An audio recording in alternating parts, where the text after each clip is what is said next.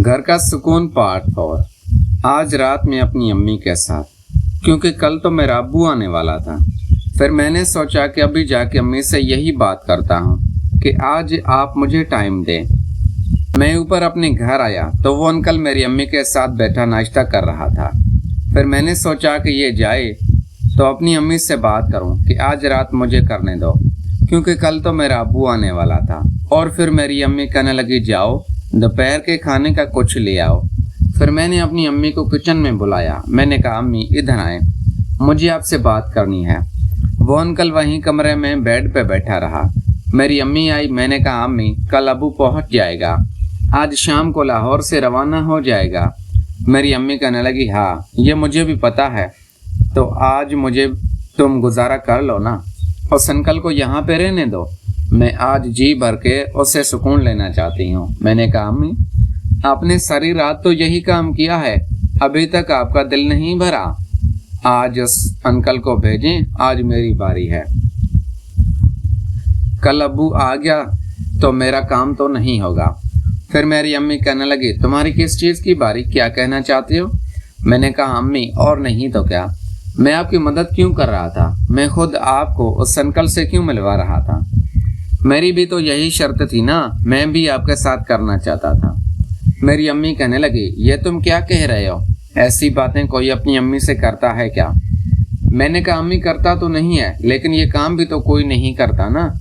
मैंने आप लोगों को मिलवाया है ना उसके साथ। जब मैं इस तरह का काम कर सकता हूँ अपनी आंखों के सामने, मुझे नहीं पता क्या रात को आप लोग क्या करते रहे थे। उसने 3 दफ़ा किया आपके साथ, मैं चुप चुप के देख रहा था। फिर मेरी अम्मी कहने लगी, ये उम्मीद नहीं थी तुमसे। मैंने कहा, अम्मी ये बात तो आप छोड़ ही दें, बस आज जैसे तैसे करके टाइम निकालें, कल अब्बू आ गया तो फिर मुश्किल हो जाएगी। मेरी अम्मी कहने लगी, मैं तुम्हें टाइम बिल्कुल नहीं दे सकती, चाहे मुझे कुछ भी करना पड़े। और फिर मैं तो परेशान ही हो गया, क्योंकि मेरी अम्मी तो मुकर गई थी। फिर मैंने अपनी अम्मी से झूठ बोला। मैंने कहा, अम्मी रात को मैंने आप लोगों की वीडियो बना ली थी, अब्बू आएगा तो मैं वो वीडियो अब्बू को दिखाऊंगा। फिर मेरी अम्मी डर गई, कहने लगी, तुम इस हद तक चले जाओगे, मैंने सोचा भी नहीं था। मैंने कहा, अम्मी छोड़ें इस बात को, आप मेरा काम करें। अब मेरी अम्मी का लहजा नरम हो चुका था। वो मुझसे मोहब्बत से कहने लगी, अच्छा तुम एक काम करो, आज रात ना मुझे उसके साथ गुजारने दो, कल तुम्हारा अब्बू आ जाएगा तो उससे मिलना मुश्किल है। मैंने कहा, अम्मी आप बेफिक्र हो जाएं, मैं कोई ना कोई रास्ता निकाल ही लूँगा, ये मेरा वादा रहा, मैं आपको उसके साथ मिलवाता रहूँगा। फिर मेरी अम्मी मेरी रिक्वेस्ट करने लगी, कहने लगी, मान जाओ ना, आज रात मुझे उसके साथ गुजारने दो, कल से तुम्हारा अब्बू आ जाएगा और हमें तो कभी भी मौका मिल सकता है। तुम तो यही रहते हो और तुम्हारा शक भी नहीं करेगा। फिर मैंने मान लिया। मैंने कहा, यह तो आप ठीक कह रही हैं, हमें तो कभी भी मौका मिल सकता है। और दूसरी बात यह भी थी कि मेरे पास कोई सबूत भी नहीं था उन दोनों का। फिर मैंने सोचा कि मैं इस मंजर की वीडियो भी बना लूँगा। मैंने कहा, अच्छा ठीक है, मैं आज रात तैयार हूँ, लेकिन कल या परसों या जब भी मौका मिले आपने मुझे राज़ी करना है। मेरी अम्मी कहने लगी, ठीक है, वादा रहा। फिर मैं गया बाजार से गोश्त ले आया और कुछ खाने की चीज़ें ले आया। मेरी अम्मी ने फिर खाना बनाया और मैं नीचे अपनी दुकान पे आ गया। दुकान पे आ गया तो मैंने अपने अब्बू को फ़ोन किया। मैंने सोचा कि अब्बू से पूछ लूँ कि वो कब आ रहे हैं। मैंने पूछा, अब्बू सुनाएं कब आप रवाना हो रहे हैं? मेरा अब्बू कहने लगा कि मैं आज बैठ जाऊंगा ट्रेन पे और कल किसी भी वक्त कराची पहुंच जाऊंगा। फिर मेरे अब्बू ने दुकान का पूछा, काम का पूछा और मुझसे पूछा कि कुछ पैसे जमा हुए हैं। मेरे पास 20-22 हज़ार रुपये जमा हो चुके थे।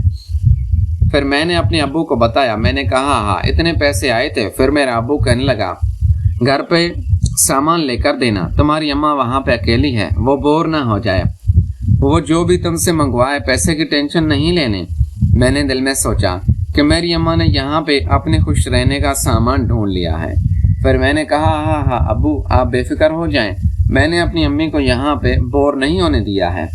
फिर मेरे अब्बू ने कारीगरों का हिसाब बताया कि फ़लाँ बंदे को इतने पैसे दो, फ़लाँ को इतने, और बकाया मुझे भेज दो। फिर मैंने अब्बू के बताए हुए तरीके पे अमल किया और कुछ पैसे कारीगरों को दिए। और कुछ अब्बू को भिजवा दिया। मेरे पास अब जेब में 5-6 हज़ार रुपये था और मैं ये छुपाए रखे हुए था। पैसों का अब्बू को बिल्कुल भी नहीं पता था। फिर मैं दुकान पे लगा रहा, काम करता रहा और दोपहर के 2 बजे मैं घर पहुंचा। घर जाके मैंने दरवाज़ा बजाया तो मेरी अम्मी दरवाज़ा खोल ही नहीं रही थे।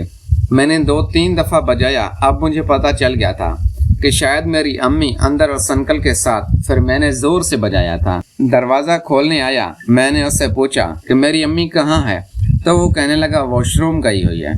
मैं समझ गया था कि यहाँ पे क्या हुआ है। खैर मैं जाकर सोफे पे बैठा और वॉशरूम से मेरी अम्मी आई। मुझे कहने लगी तुम? मैंने कहा हाँ। अम्मी भूख लग रही थी, खाना तैयार है। तो मेरी अम्मी मेरे लिए खाना लेके आई। इतने में मुझे अंकल कहने लगा बेटा खाना खा लो, मुझे स्टॉप तक छोड़ दो। मैं दिल में खुश हो गया क्योंकि मैं तो समझा था कि ये यहाँ से जा रहा है और रात को वापस भी नहीं आएगा। लेकिन वो अंकल कहने लगा कि रात को 8-9 बजे मैं वापस आ जाऊँगा, मुझे कहीं से पैसे लेने जाना है। मैंने कहा अच्छा अंकल मैं खाना खा लूँ। फिर मैंने खाना खाया और उस अंकल को लेके बाहर आ गया। उसको दुकान के सामने से रिक्शा करवा के दिया और फिर वो अंकल चला गया। इतने में शाम भी हो गई थी और फिर मेरी अम्मी ने मुझे फ़ोन किया। मुझे कहने लगी रात का खाना मैं घर पे नहीं बना रही, तुम ऐसा करना होटल से कोई अच्छा सा खाना बनवा लेना।